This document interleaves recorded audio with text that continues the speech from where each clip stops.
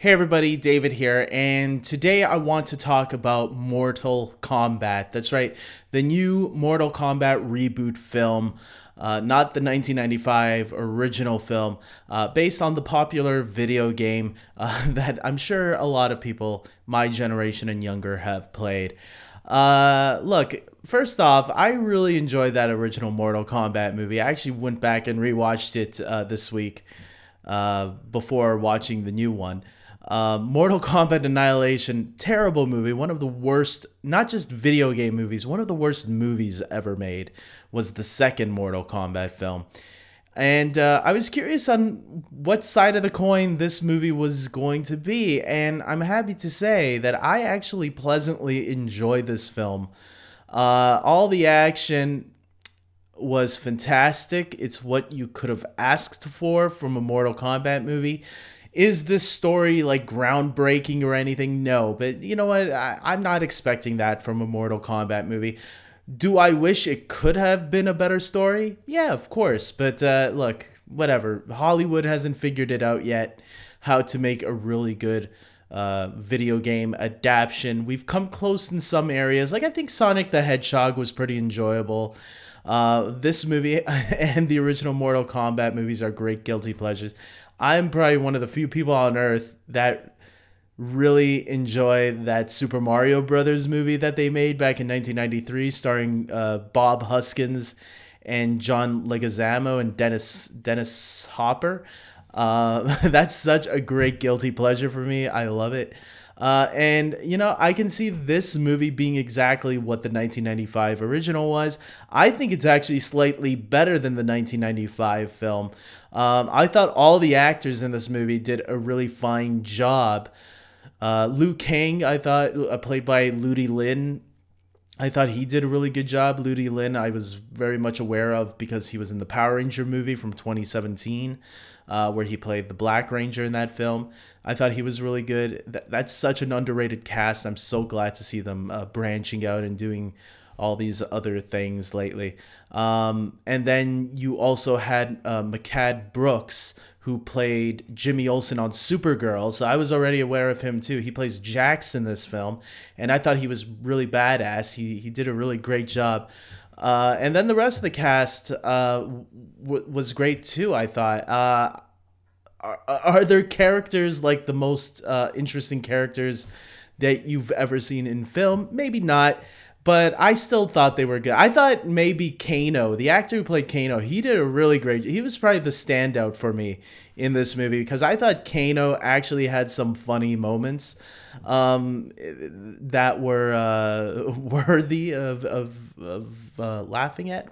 But the character of Cole, who is a new created character, I thought he was good too. You know, I heard he was from another critic that he was a really boring character, but I actually thought he was cool. I thought he fit in fine. Maybe my expectations were a little bit different, but I didn't think the characters were boring. Did I think there were certain aspects of the movie that were a little bit boring? Yeah, maybe mostly in the middle of the film. I thought it was slowing down a little bit too much. But for the most part, I thought the film was fine for what it was. I thought it was a fun, good time. And I was kind of actually... I wanted more from Goro.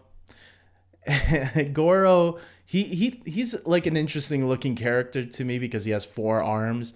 And he's like, what is this? And he creeped me out in the original Mortal Kombat movie when I was younger. And maybe it's the CGI this time around that just didn't hit me the same way. Or maybe it's just that I'm older and I'm just more aware that how movies work and what's fake and what isn't nowadays. Maybe that's why I wasn't as intimidated by Goro as I used to be when I was younger. But yeah, I didn't feel he was as big as a threat that the original Mortal Kombat made him. And maybe it's because they didn't really make him like fight people beforehand, because I think the original Goro, he had a couple of fights before getting to one of the major characters, and you got a sense of how strong this guy was. And I felt like Cole just goes right in fighting Goro, and I did feel he was tough. I just didn't feel he was tough enough. Who else was in this movie? I really thought the actor, I keep forgetting what his name is, but the actor who played Scorpion, the age old Scorpion in this film. There's Scorpion and Sub-Zero. Those are the two ninjas, right? The Sub-Zero's the blue one. Although it was hard to determine the colors a little bit in this movie from the two ninjas. He was the Sub-Zero's the one that can use ice, and then Scorpion is the one that can shoot that stinger out of his hand, right? And they kind of give him a little origin in this movie, and they kind of make him an anti-hero in some way, I guess. I guess Scorpion has become more of a hero in recent years in the video games. I don't know. I haven't played Mortal Kombat in like ages, so I don't know what has gone into the lore. But I thought it was interesting making Scorpion like somewhat of a centerpiece. But he shows up in the beginning, this actor, and then he shows up later on in the movie, and I thought it was a weird choice on how limited he had of screen time. And I thought, because to me, he was the best actor in the film. I've seen that actor many times in other films before, and every time he shows up, he's always a fantastic actor. You might remember him from like Endgame. He was in Avengers Endgame. He had a very brief role in that movie, and he also had a role in The Wolverine, the one where Wolverine goes to Japan.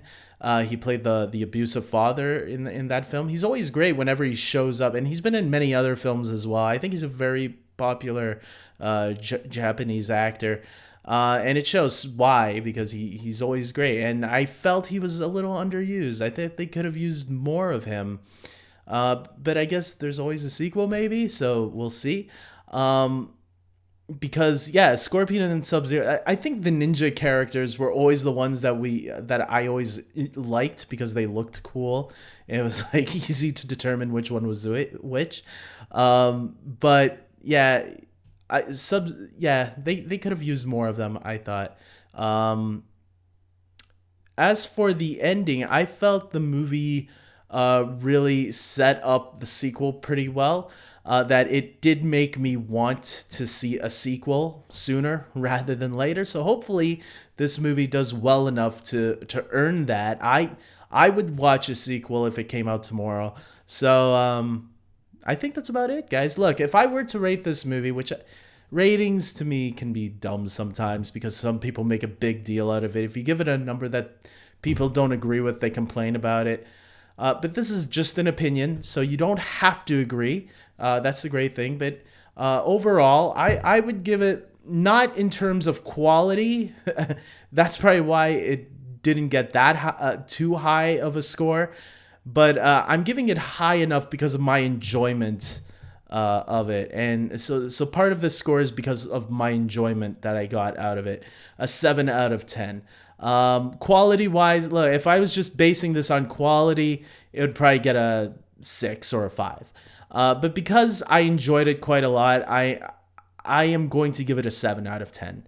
So with that being said, guys, tell me your thoughts. Did you see Mortal Kombat, the new film, and what did you think of it? Are you someone that has played the video games in recent years? Do you want to see a sequel to this film? Let me know in the comment section below. And until next time, everybody, take care.